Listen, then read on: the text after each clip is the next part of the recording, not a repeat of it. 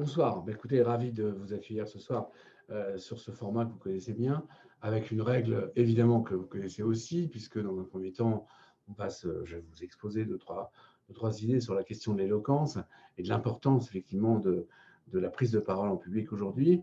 Et puis ensuite, eh bien, vous poserez vos questions et puis j'y répondrai, hein, sans tabou, de façon directe. Alors, bon, on pose cette question de l'éloquence ce soir. Pourquoi? Parce que depuis quelques années, au fond, à l'occasion de succès de cinéma notamment, je pense que vous êtes peut-être allé voir Le Brio d'Attal en 2017 ou bien à voix haute de Freitas sur le concours Eloquentia en Seine-Saint-Denis. Depuis quelques années, finalement, on s'aperçoit que les médias s'intéressent à quelque chose qui s'appelait autrefois l'éloquence, l'enseignement de l'éloquence, la transmission de l'éloquence, qui était d'ailleurs le fond même de la pédagogie jusqu'à la fin du Moyen Âge.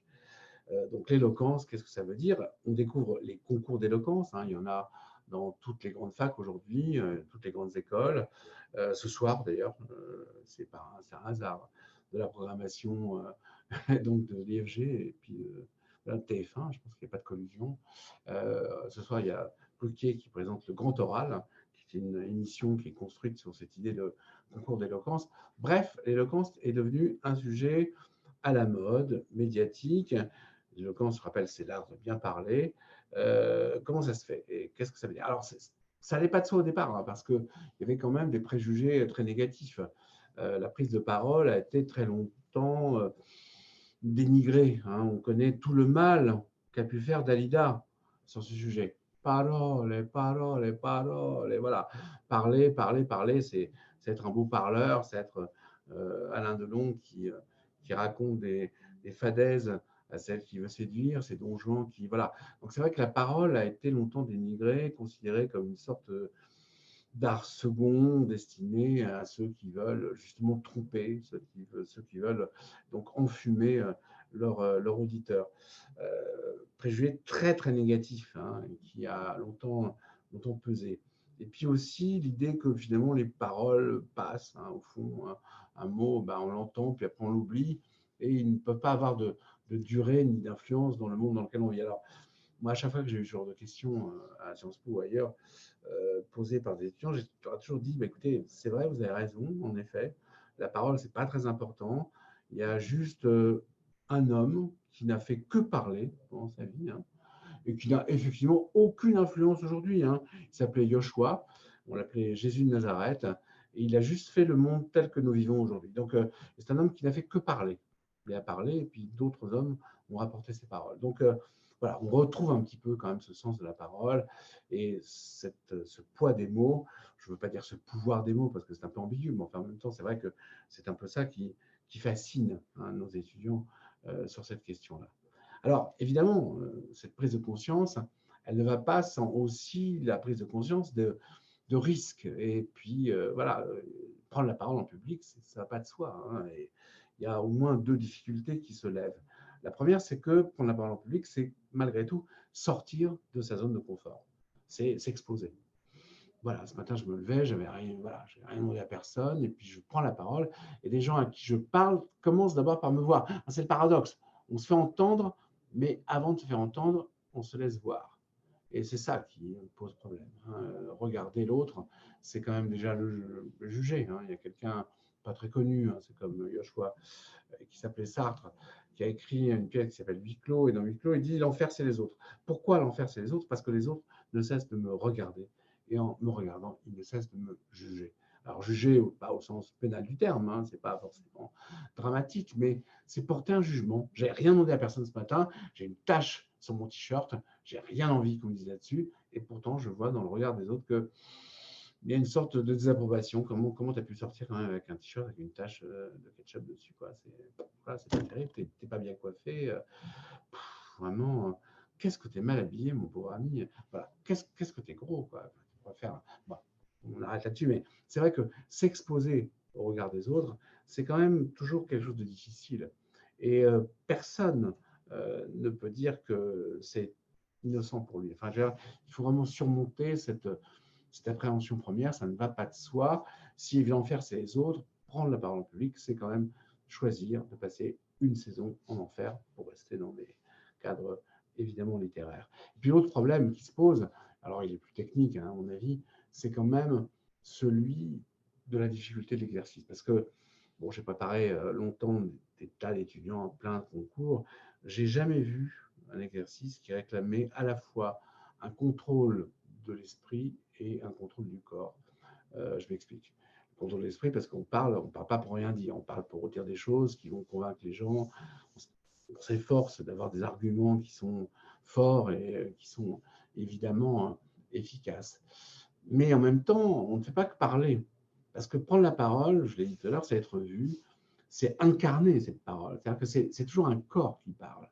Et donc, ça suppose aussi contrôler ses gestes, contrôler sa façon d'être. Et on sait bien, hein, aujourd'hui, ça a été très précisément mesuré. Dans ce qu'on communique, lorsqu'on prend la parole, il y a quand même 70% de non-verbal. 70% de non-verbal. Voilà, donc voilà, ça suppose quand même de faire très attention à la façon dont on va se comporter, la façon dont on va voilà, utiliser la main, comment on va la bouger, comment est-ce qu'on va se placer dans l'espace, comment on va se déplacer. Tout ça n'est pas innocent et évidemment suppose qu'on y réfléchisse. Voilà, donc voilà, prendre la parole, c'est pas que parler, hein, justement. C'est aussi contrôler ce qu'on dit et contrôler comment est-ce que le corps dit ce que l'on dit. Alors ce soir, je vous propose, dans le cadre qui est donc dessiné par l'IFG, de voir avec vous 10 conseils. Alors c'est des conseils simples, hein, immédiatement applicables, basiques.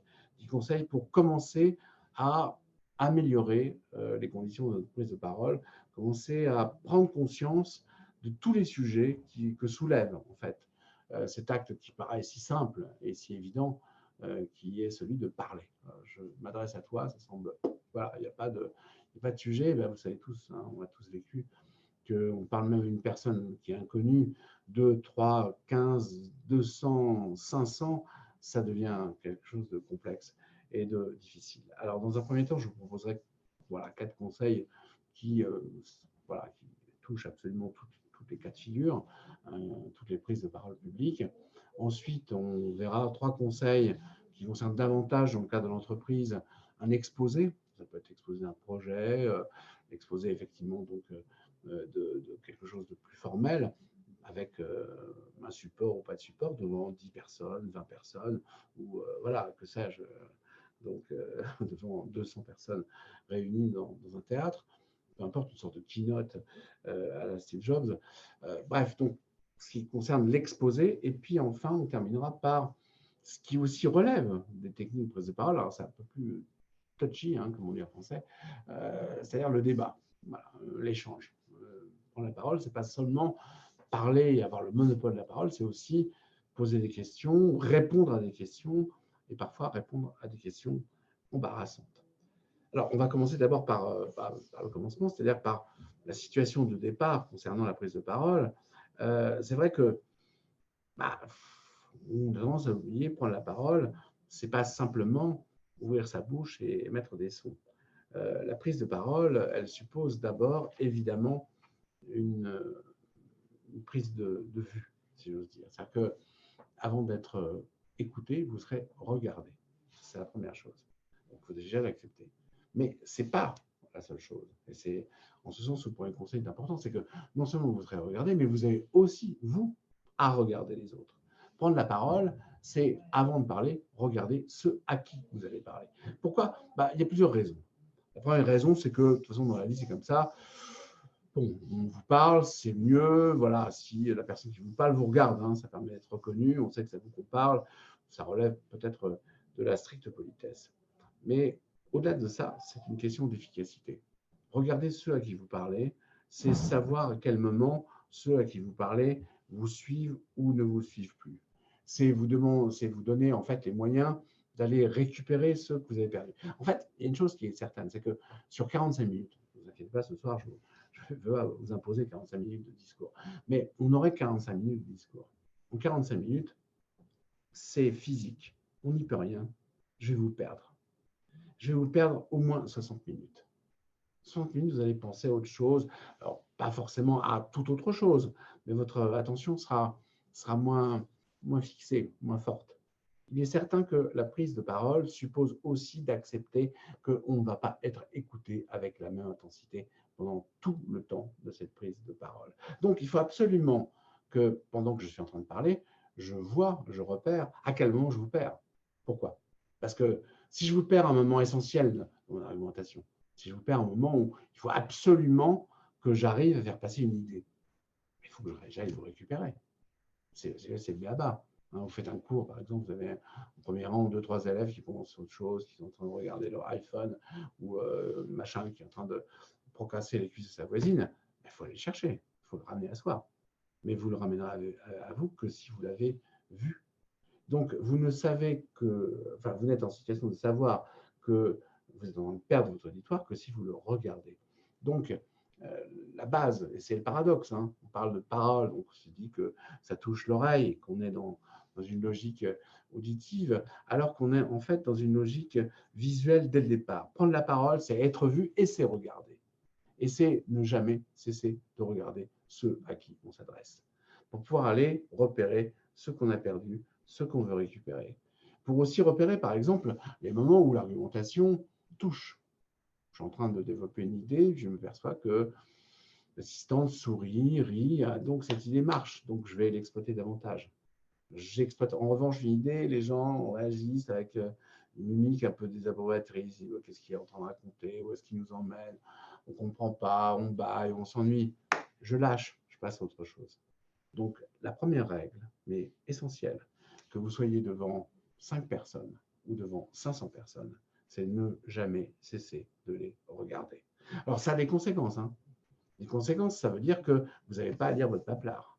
Vous n'avez pas à lire votre PowerPoint. On en parlera tout à l'heure du PowerPoint, qui est quand même une sorte de totem qu'on est en train de casser en ce moment, parce qu'il n'y a pas plus ringard qu'un PowerPoint. Mais parce que vous devez regarder les gens à qui vous parlez. C'est à eux que vous adressez. Et votre parole sera efficace parce qu'elle est dédiée, parce qu'elle est personnalisée, parce qu'effectivement, elle est en prise avec ceux à qui vous parlez. Ça, c'est évidemment le premier conseil. Et je dirais, il en faudrait qu'un sur les 10. On me dirait, Jenny, mais tu n'as pas un conseil. C'est celui-là. Il n'y en a pas d'autre. Tu regardes les gens et tu leur parles. Le deuxième, c'est l'articulation. Parce qu'évidemment, on parle d'éloquence. L'éloquence, ça veut dire qu'il faut se faire entendre, articuler. Et ça, c'est vrai qu'aujourd'hui, on n'a pas l'habitude d'articuler. Surtout au nord de la Loire, où en plus les voyelles ont tendance à être mangées, avalées, le E est caduque, l'admissement. Donc bien faire attention à articuler. Alors, il y a plein d'exercices pour muscler ces zygomatiques avec un crayon dans la bouche. Enfin, voilà, on articule et effectivement, on se fait entendre. Rousseau disait qu'il y avait des langues pour le bourdonnement des divans, c'était très méprisable, dire voilà, gentil. Et puis, il y avait des vraies langues qui s'employaient sur l'agora, là où on doit parler au peuple, des langues sonores, des langues accentuées. Donc, faire attention à l'accentuation, faire attention effectivement à la tonicité de ce que l'on raconte. Troisième question, troisième point, c'est faire attention évidemment à l'incarnation, la gestuelle. Alors les gestes, il y a plein de choses. On aurait plus de temps ce soir, voilà, on détaillerait les bons gestes, les mauvais gestes. Il faut savoir que voilà, vous incarnez ce que vous dites. Il y a des gestes qui peuvent parasiter le message. Les gestes qui parasitent, c'est l'équivalent des sons qui parasitent. Le son qui parasite, on le connaît bien, c'est c'est un parasite. Le geste qui parasite, c'est le geste inutile, celui qui détourne l'attention. Par exemple, une personne qui joue avec ses cheveux, qui les suçote, qui joue avec. Alors, ce qui est assez étonnant depuis quelques années, il y a une sorte d'agilité des doigts, d'agilité digitale, où les gens prennent un crayon, puis alors ils jouent avec ça, et ils font des petites majorettes. C'est extrêmement irritant. Et évidemment, ça détourne l'attention. Donc, essayez de contrôler votre gestuelle, qu'elle soit la plus sobre possible, la plus contrôlée possible. Juste un détail, lorsque vous parlez, c'est vrai qu'il faut aussi accompagner ce que vous dites avec la main. La main, les deux, c'est beaucoup, mais la main gauche, c'est pas mal. Et cette main gauche, vous voyez, elle doit suivre exactement le mouvement, le tempo de ce que vous êtes en train de raconter. Cette main gauche, elle doit toujours être ouverte, toujours ouverte. Ouverte et tournée vers le ciel. Elle est ouverte parce que, voilà, il n'y a rien dans les mains. Et si possible, si vous voulez aussi vous exprimer, vous ne fermez pas la manche. Pas de bouton de manchette. Vous n'êtes pas un magicien qui est en train de truquer. Il n'y a rien dans les manches, il n'y a rien dans les mains sont propres. Elles sont ouvertes, elles sont tournées vers le ciel, parce qu'elles sont en train de demander quelque chose de positif. Elles sont effectivement dans une logique positive. Jamais tourner la main vers le sol, jamais fermer, jamais prendre appui sur le prompteur ou sur le pupitre. Ce sont des mains qui disent effectivement la domination, et c'est pas un hasard si vous savez bien le salut vers la main sur le sol, c'est le salut des nazis et celui des légionnaires romains. Donc c'est un signe vraiment horriblissime. Voilà, on l'a vu, le regard, l'articulation, et puis aussi la gestuelle. Enfin, un quatrième conseil, alors qui est très important, vraiment très important celui-là, et qui vaut pour toutes les situations. En fait, quand vous allez quelque part, quand vous êtes invité dans une salle ou je sais pas, dans un amphithéâtre voilà, pour donner un discours, pour donner effectivement une conférence, vous arrivez dans un lieu où les gens sont déjà assis en fait. Le problème, il est là, c'est que vous arrivez dans un espace où finalement l'espace est déjà occupé par des gens qui sont installés. En fait, ils sont chez eux. Hein. Puis vous arrivez là, voilà, il va falloir que vous légitimiez votre irruption. Vous êtes un petit peu un étranger, vous êtes, voilà, c'est quelque chose d'un petit peu imprévu. Et c'est ça qui explique la difficulté qu'il y a au début à prendre la parole. On a toujours l'impression qu'on a une légitimité à conquérir, quelque chose à imposer. Il faut qu'on justifie le fait de pouvoir parler. Non, alors, il y a un truc que quasiment tous les orateurs professionnels réalisent et que je vous conseille de faire parce que ça va vraiment changer la donne. Quand vous arrivez quelque part dans l'espace, vous allez prendre la parole, il va falloir que, sans regarder le public, vous allez regarder après, donc il faut voir les gens les uns après les autres, échanger les regards, mais avant d'être dans l'échange, il va falloir d'abord transformer cette situation. C'est-à-dire que vous n'entrez plus dans un espace étranger, vous allez le reconfigurer et il va devenir le vôtre. En gros, ça veut dire quoi? Ça veut dire qu'on arrive, on bouge un petit peu les micros, on tapote sur le micro, pop, pop, pop, pop, on ouvre la fenêtre, on bouge une chaise. Pendant quelques secondes, on réaménage l'espace. Et en réaménageant l'espace, on signifie, voilà, c'est chez moi. Maintenant, c'est moi le patron et c'est vous qui êtes les invités. Ce n'est pas l'inverse. Alors, c'est un détail, hein, mais ce détail change beaucoup de choses dans la réception, mais aussi dans l'assurance que vous allez avoir en prenant la parole. Vous avez réaménagé l'espace, vous êtes chez vous, le pupitre, vous l'avez recentré, le micro, pop, pop, pop, vous avez vérifié que voilà, il sonnait bien. Vous êtes à la maison, c'est vous qui êtes à la maison, et les gens qui sont en face de vous, bah, c'est vos invités. L'attitude n'est pas tout à fait la même. Et l'aisance ne sera pas tout à fait. Et je vous assure, ça change vraiment, vraiment beaucoup de choses. Voilà. Le regard, l'articulation, la gestuelle, le territoire. 4 premiers conseils qui réellement changent la donne.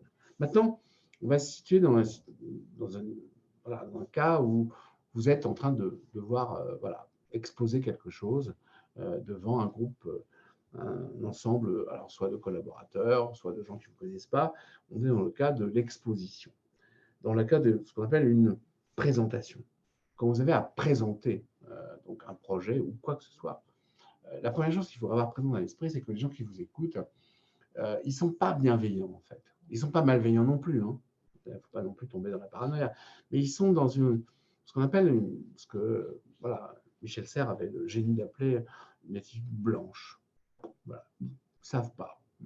On est tous comme ça, on va au cinéma, on a quelques préjugés, on s'assied, on va au théâtre, on attend, on va voir, on est open, hein, comme on dit, c'est l'attitude blanche, hein, celle du gardien de but hein, qui est là, il sait pas, il va partir à la gauche, à la droite, ici, il sait pas, mais il est attentif, il est très attentif, il est très présent, mais il est présent à quelque chose qu'il ne parvient pas complètement à déterminer à l'avance. C'est l'attitude blanche dont parle génialement Serres. Et bien là, c'est pareil.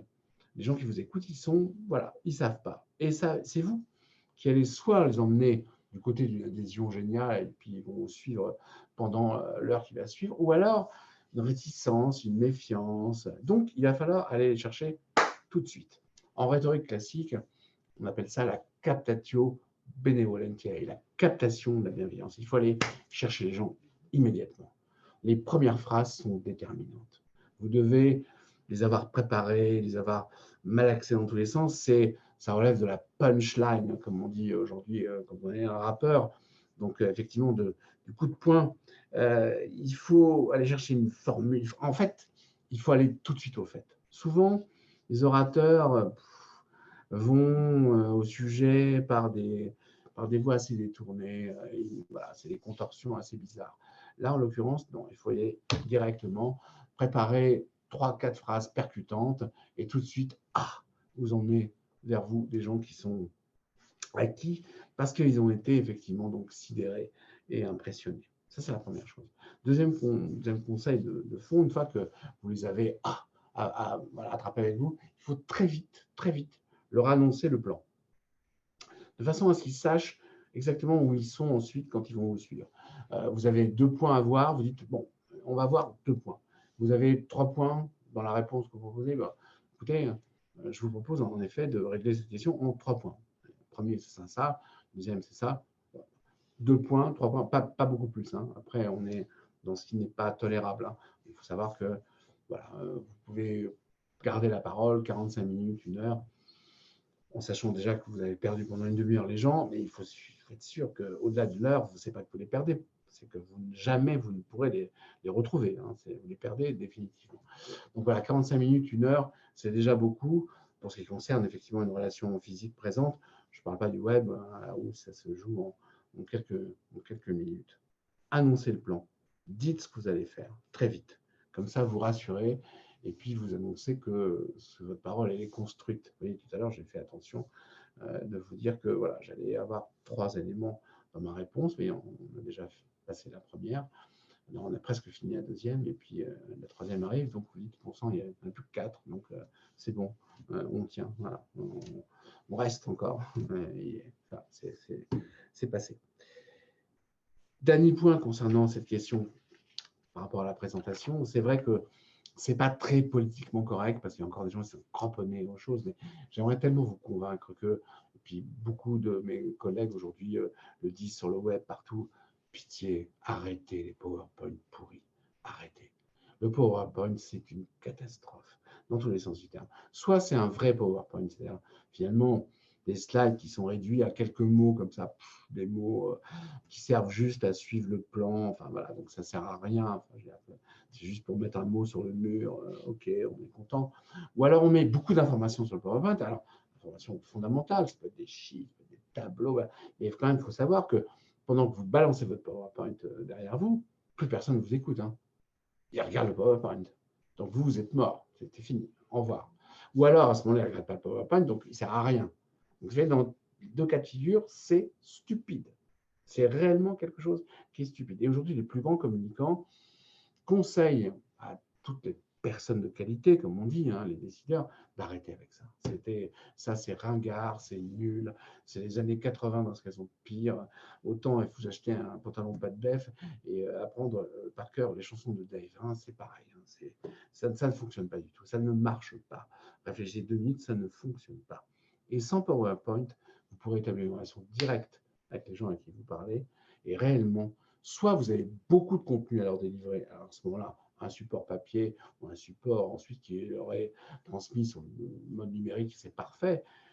Voilà, on peut comprendre aussi qu'il y ait des textes denses à faire passer, mais ça ne sera pas dans le cadre d'une communication orale. C'est pas vrai. Ça, c'est n'importe quoi. Ça ne veut rien dire. Donc voilà, on va s'éviter beaucoup de tristesse et beaucoup de jugements négatifs. Évitez PowerPoint. En tout cas, sachez que si vous voulez rester dans la branchitude, c'est fini, ça n'existe plus. Il n'y a plus de PowerPoint aujourd'hui. Les plus grands communicants les ont mis à la poubelle. Enfin, pour terminer, donc la question du débat. C'est vrai que là, l'oral, c'est vrai que c'est pas simplement je lis la parole, je la garde, et puis je te l'impose, et toi tu écoutes, et puis voilà, et j'y reste 4 minutes. Vous voyez comment on suit avec l'heure, et puis Jenny qui me regarde d'un air sévère. Donc, je reste super calé. Voilà. Donc, alors, c'est vrai qu'il y a 3 questions à avoir là-dessus. Lorsqu'on débat, hein, donc voilà, on pose des questions, on répond à ces questions, il y a une chose qu'il faut d'abord comprendre, c'est que quand on vous pose une question, au moment où vous avez à y répondre, alors il faut savoir que vous avez peut-être pris des notes pendant que quelqu'un exposait. Bon, voilà, la prise de notes est quand même importante dans la scénographie, même pour vous. Quelqu'un expose, vous prenez des notes, il pose une question, vous notez la question qu'il vous pose, ça permet de recentrer. Mais première chose très importante, le silence. En fait, on pense spontanément que si on pose une question, tout de suite il faut répondre. Non. Vous posez une question, par principe, je ne vais pas répondre tout de suite. Je vais laisser passer 2, 3, 4 secondes. Alors, d'abord, ça me permet de bien mettre en ordre ma réponse. Deuxièmement, ça crée quand même une certaine forme d'angoisse. Ça change la relation de pouvoir. C'est genre, ça a vraiment du sens ce que tu me dis. Ok, je réfléchis, je le prends en compte, je donne du sérieux, du poids.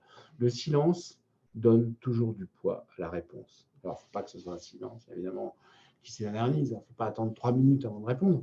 Mais 5-6 secondes, alors ça a plein de mérites. Hein. Déjà, vous, ça vous donne du temps. Et puis, j'ai remarqué que ça, j'ai observé dans ma longue vie, que ça déstabilisait l'autre. Il dit, mais bon, qu'est-ce que je dis comme bourde pour qu'il mette autant de temps à répondre? Et voilà, vous réfléchissez, vous mettez de la distance, vous reprenez la main, vous êtes dans la domination. Tu vas me poser une question? Ok, waouh, voilà, je prends du large, bah, je vais te répondre, mais à mon temps, tranquillement, c'est moi le patron. Deuxième question, alors là, elle regarde, j'ai dit, regarde, ça monte là, c'est terrible parce qu'il reste 2 minutes. Donc, deuxième point important, c'est vrai que parfois on a des questions auxquelles on ne sait pas forcément répondre. Hein. On pose une question, on est un peu embarrassé. Et la stratégie de base, c'est gagner un peu de temps pour pouvoir répondre à la question. Le procédé qui fonctionne toujours, quand on pose une question, c'est de demander à celui qui a posé la question de revenir sur le sens d'un des mots qu'il a utilisé. On m'a posé telle question, il m'a dit quelle heure est-il? Bon, quelle heure est-il? D'accord, j'ai compris, mais qu'est-ce que tu entends exactement par heure? Est-ce que c'est une heure par rapport à un repère GMT, par rapport à quel fuseau horaire? Enfin, qu'est-ce que tu entends par heure exactement? Et vous renvoyez donc à l'autre la question. C'est à lui de répondre en fait à la question. Alors, quand vous êtes sur des questions un peu plus complexes, genre dans quelle mesure peut-on considérer que la réforme des retraites aujourd'hui est une réforme qui est une réforme applicable immédiatement ou que le Conseil d'État, bah, quel rôle le Conseil d'État? Vous renvoyez la question que vous pose à une autre question qui interroge les fondements de la question.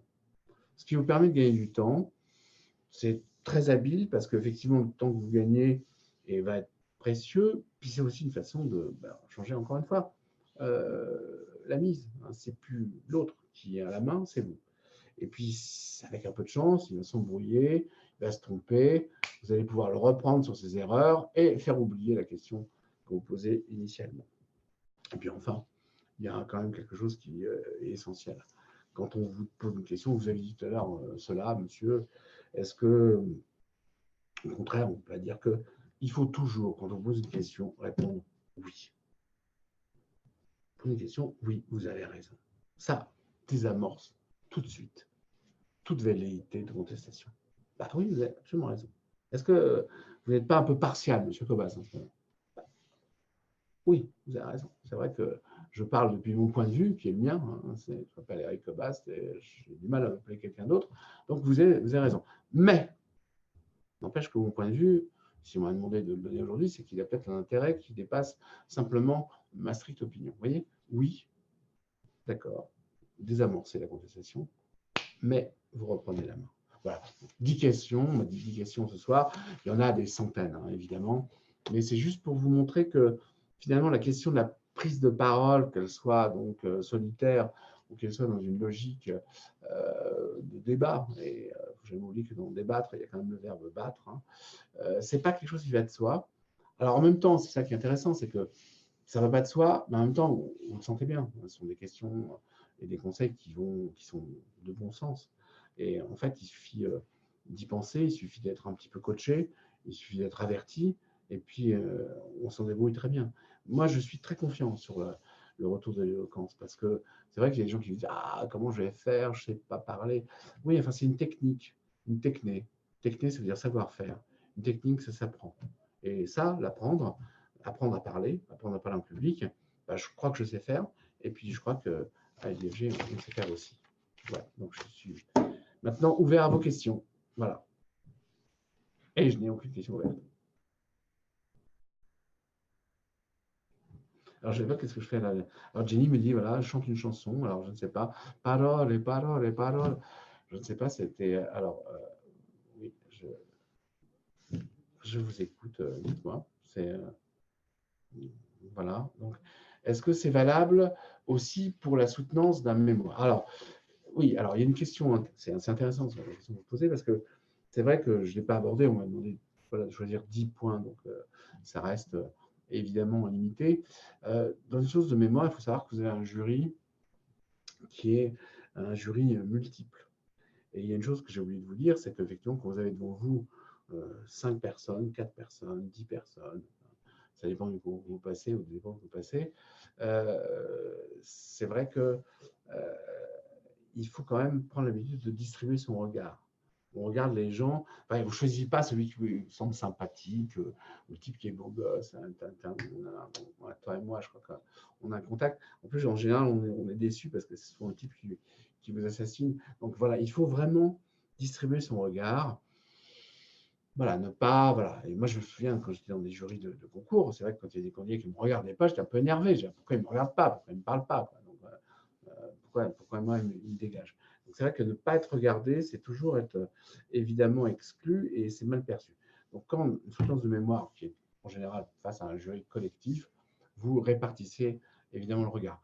Soutenance de mémoire, c'est pareil, c'est une technique, on va vous poser des questions. Alors, sauf que les questions qu'on va vous poser, vous portez sur ce que vous avez écrit, évidemment.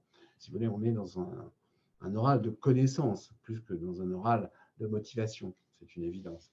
Mais regardez les gens, s'installer dans voilà, dans l'union verbale, une gestuelle, ça fait partie des choses qui sont importantes. Sauf que, vous savez bien, évidemment, il ne faut pas non plus se raconter d'histoire. Sur un mémoire ou sur des euros de connaissances, la partie rhétorique est quand même très faible. On peut dire que c'est à la marge 10%, 20% de l'appréciation. Ce n'est pas la majorité. Alors que les entretiens, les euros de motivation, je pense aux euros de Sciences Po ou ce qu'on appelle le grand oral, là, pour le coup, c'est violent, hein, c'est quasiment 80%.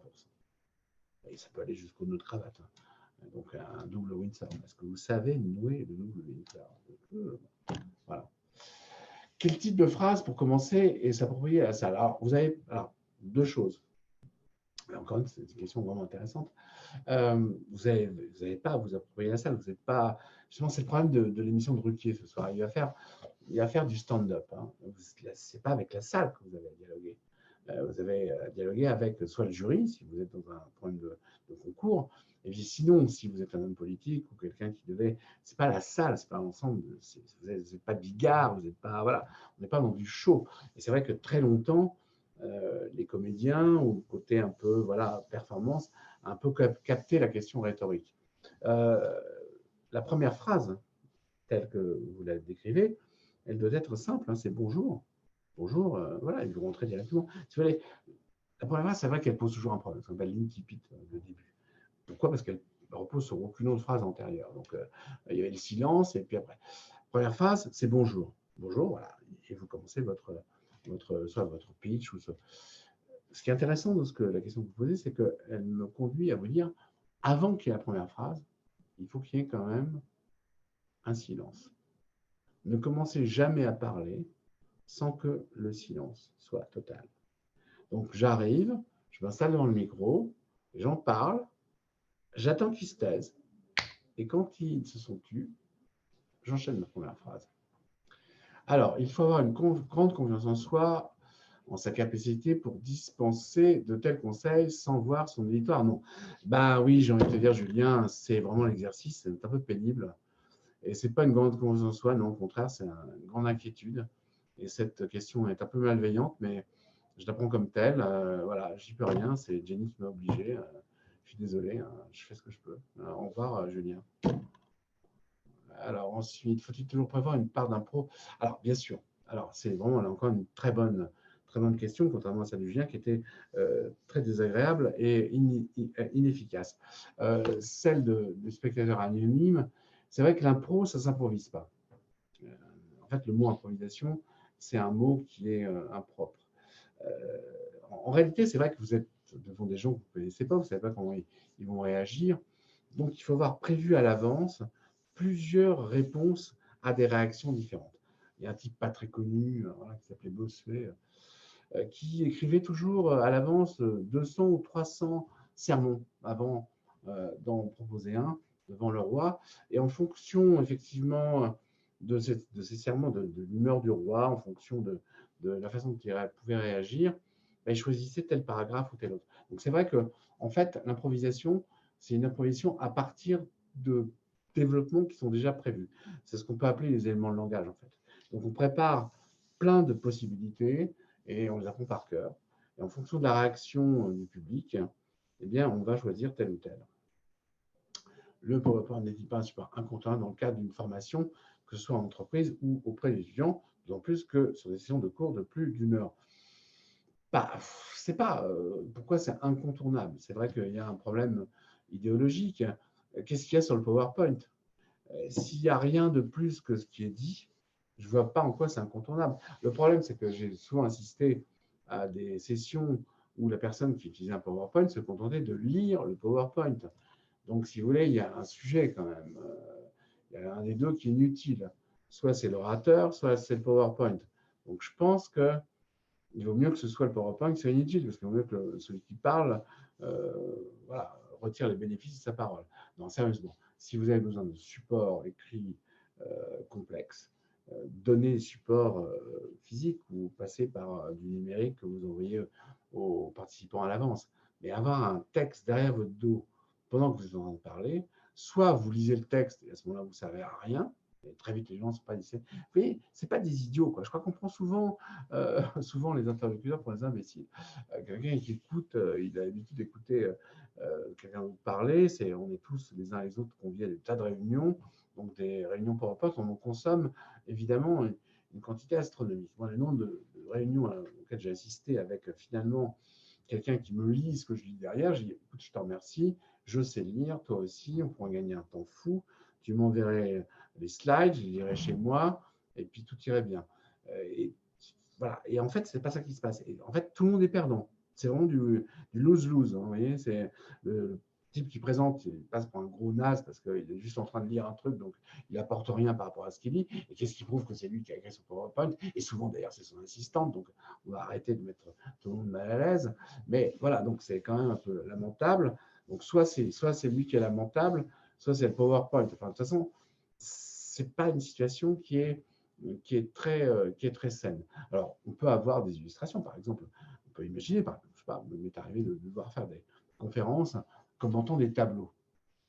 C'est vrai que vous commentez un tableau, vous n'avez pas mimé le tableau, donc c'est bien que le tableau soit projeté pendant que vous le commentez. Vous voyez, ça, je parle de cours de philosophie de l'art.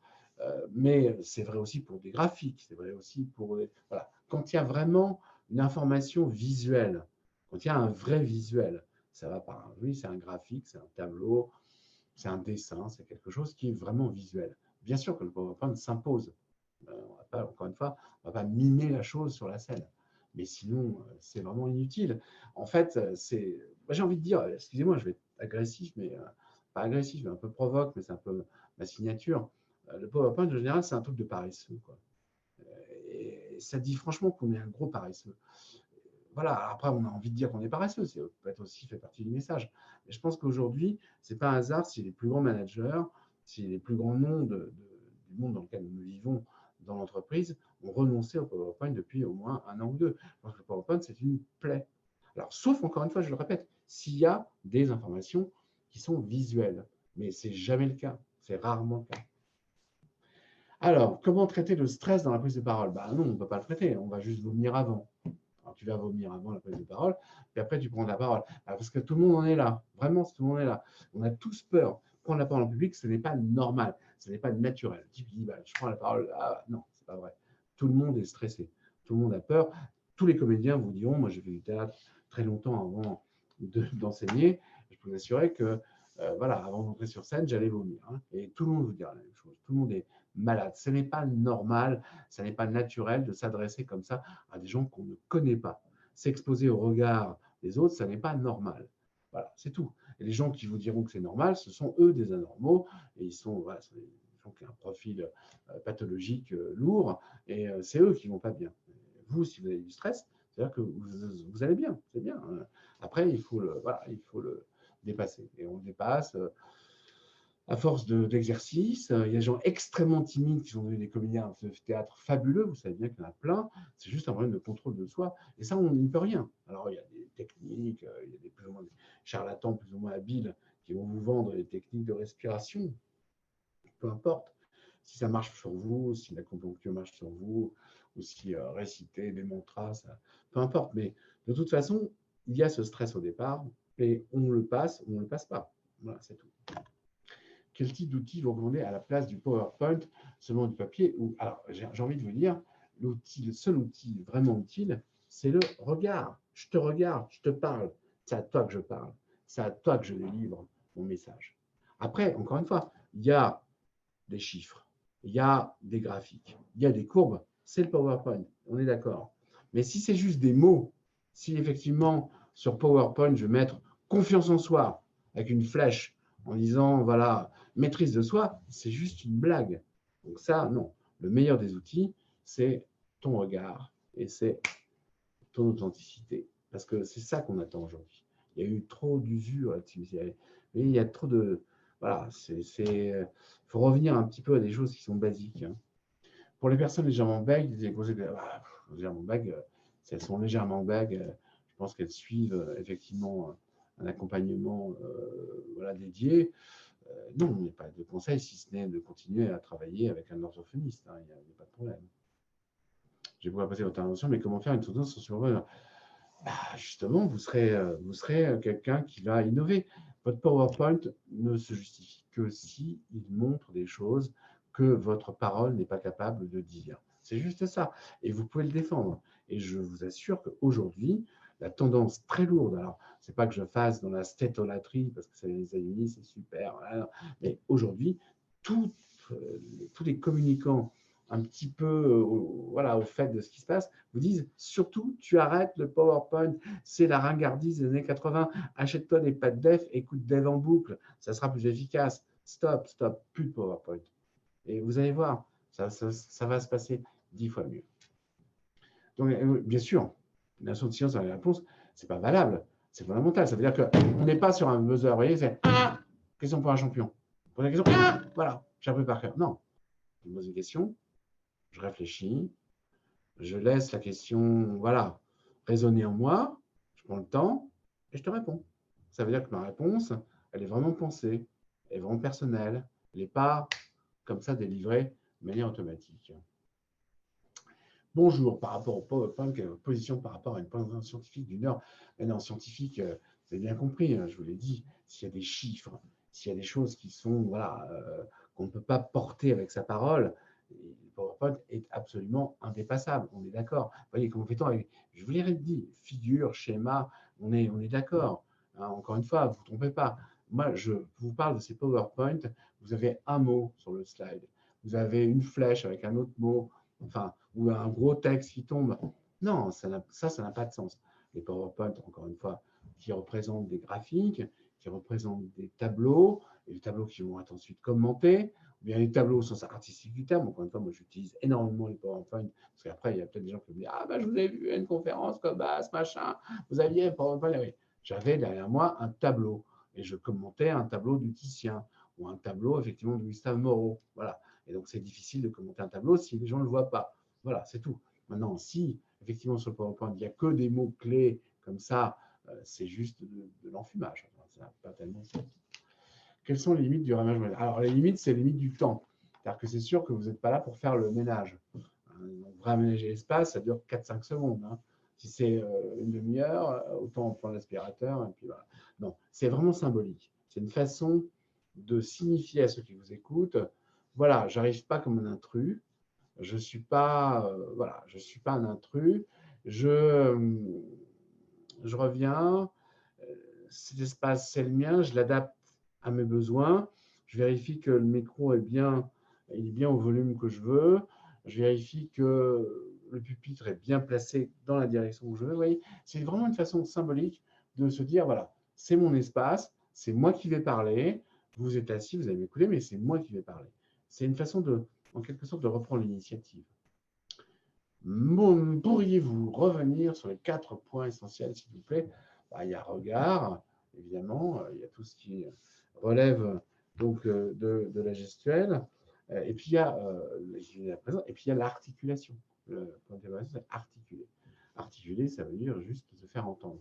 Donc c'est faire entendre les syllabes, c'est faire entendre les consonnes, les voyelles, c'est aussi placer des silences.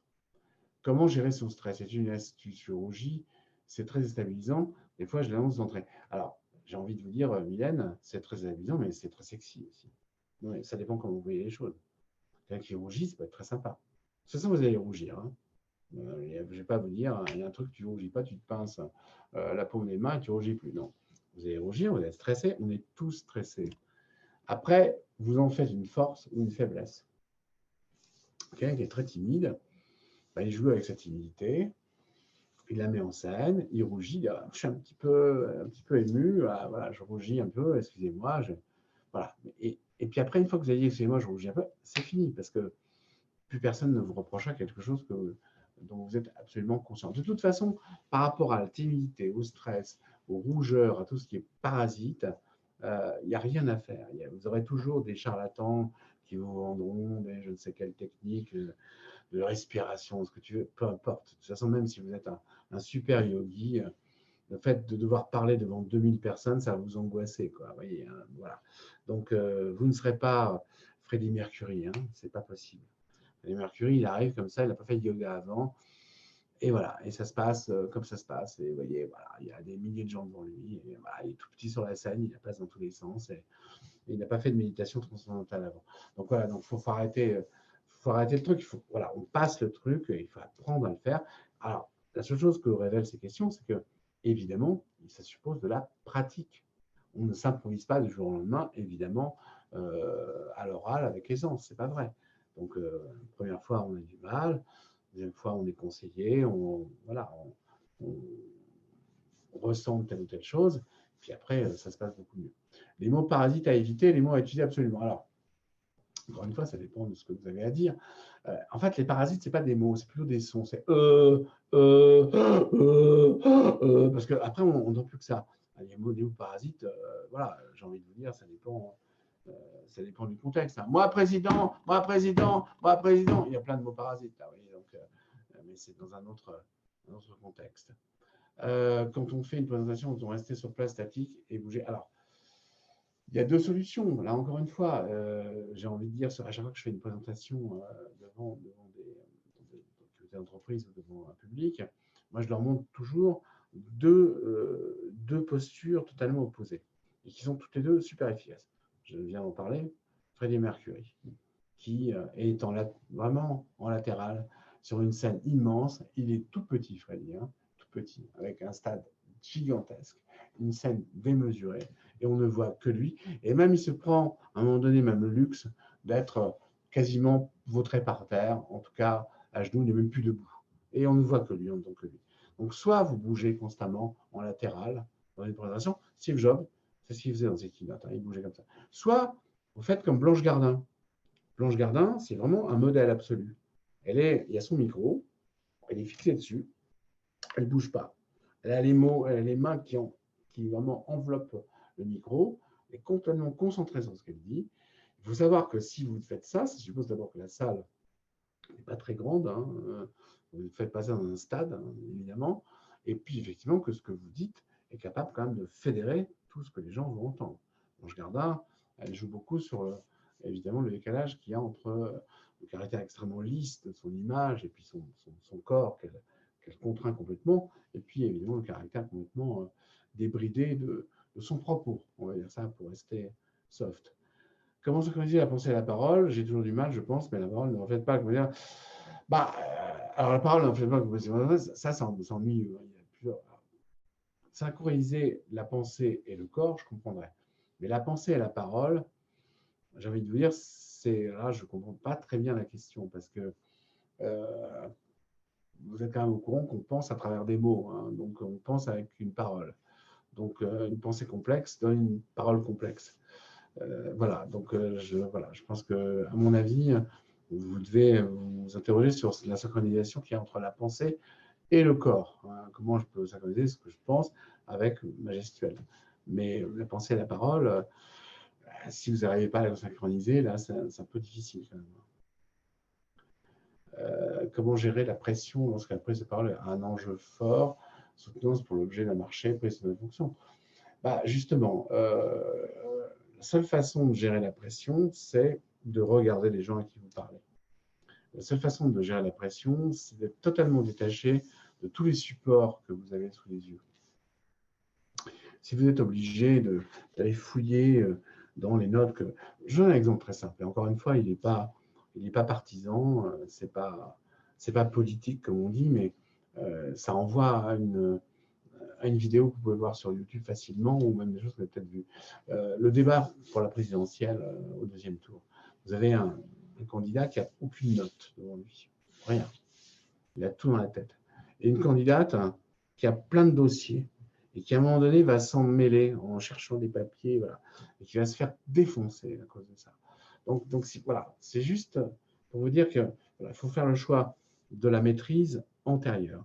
Un oral, ça se prépare très longtemps en amont. Il ne faut pas croire que vous arrivez à l'oral comme ça, voilà, parce que vous avez la tchatch, parce que c'est votre nature. Non, non, ça se bosse autant qu'un écrit, et c'est ce pourquoi d'ailleurs on milite à l'Académie de l'éloquence à l'IFG. Hein. On est vraiment dans l'idée que l'oral, c'est une chose très sérieuse, et heureusement, hein, on voit bien que les choses changent, et évidemment, les gens commencent à s'en apercevoir, parce que ça commence à avoir un vrai enjeu. Ça se bosse vraiment en amont, de façon considérable. Donc, voilà, un oral, ça se prépare, il n'y aura pas de mauvaise surprise, parce que tout aura été préparé, ça se prépare, et ça se mémorise. On mémorise les arguments, et évidemment, on les intègre. Pour présenter un exposé de mémoire, peut-on faire des phrases pour rigoler ou bon, je sais pas, ça dépend du mémoire, si c'est un mémoire sur le rire, chez Rabelais, peut-être. Non, je pense que rigoler, on n'est pas là pour rigoler quand même. Hein.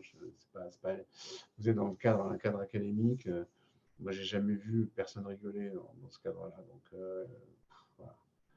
Alors, quel équilibre peut-on faire pour nous aider à être davantage à l'aise? Alors, du théâtre chant, bah oui, pourquoi pas du théâtre, pour bien. Mais alors, quand même, je vois ce qu'il y a dans cette question. En fait, quand même, si vous voulez, le théâtre, c'est très important, on est d'accord, parce que ça vous permet de vivre le fait d'être vu et de vivre le fait d'envoyer un texte.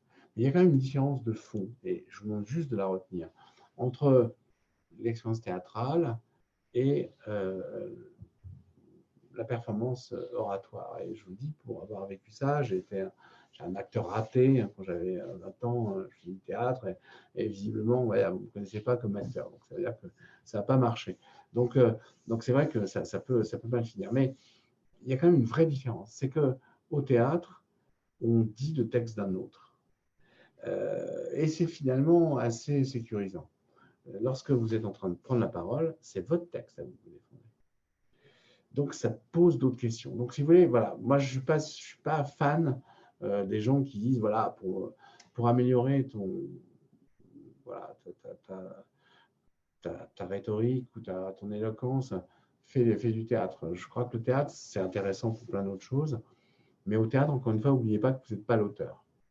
Alors qu'une bienveillance, une question d'intercession que je trouve par exemple pertinente, si je pense du premier conseil, qui est de regarder son lecteur, c'est de ne pas le perdre. D'où ma proposition d'être soi-même convaincu du sens du message. Que je suis d'accord avec les pas de bienveillance. Hein. On est d'accord. Mais alors, juste, c'est dans une occasion, c'est pas une question. On est Julien et moi totalement d'accord. Hein. Et puis il n'y a pas de malveillance, on est d'accord, c'est le fond. Alors, il faut quand même juste rappeler à Julien une chose horrible, c'est qu'on est en train de parler d'éloquence, on est en train de parler de quelque chose qui va utiliser. L'éloquence, c'est l'art de bien parler. L'art de bien parler utilise un moyen pour bien parler, et ce moyen s'appelle la rhétorique. La rhétorique, c'est une technique, c'est un savoir-faire. Un savoir-faire, ça n'est ni bon ni mauvais. Ça dépend vraiment de ce qu'on en fait.